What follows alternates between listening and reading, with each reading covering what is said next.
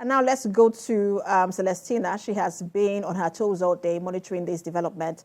Tina, you have been following this development since Thursday. You followed through when judgment was reserved and even now. Just give us a quick run through of all that played out today at the Supreme Court.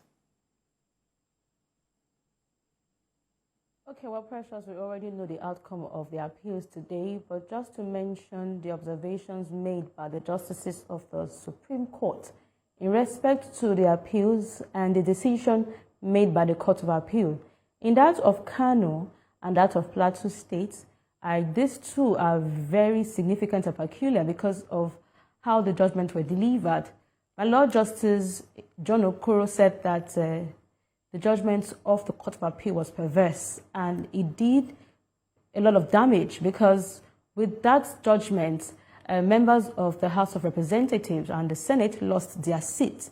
And they said that the Supreme Court, the Court of Appeal, I beg your pardon, actually lacked the jurisdiction to entertain that appeal because it was a pre-election matter, and the court has over time said that no political party has the right, or the locals, to interfere on how another political party conducts or nominates their candidate. So it was on this basis the Court of Appeal had said that the PDP in Plateau State has no structure. It was structureless and nullified the election of Caleb Mufwang. But today the Supreme Court has repaired the damage done by the Court of Appeal with utmost respect to the justices of the Court of Appeal. But these were the findings of the Supreme Court, and that's of Kano.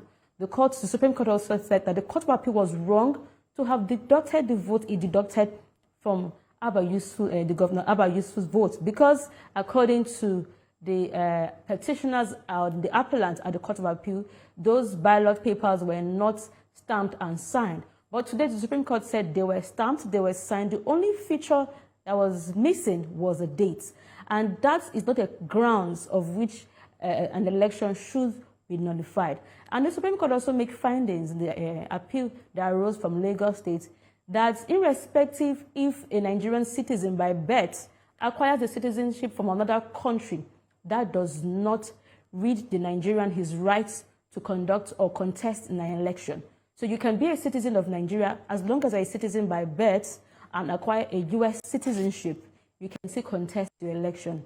That is what the court said. Except you renounce citizenship as a Nigerian, yes, you cannot contest. So it was on that grounds that the Labour Party had sought to nullify the election of Governor Babajide Sanwo-Olu. So there were a lot of issues. Precious, we also had that of Zamfara, Cross River, Abia, and Ebonyi. But today the Supreme Court did build up the confidence of Nigerians that the judiciary is the last hope and will continue to be the last hope of the common man. Thank you, Celestina. Great reporting as always. Our correspondent Celestina Area live for us in Abuja.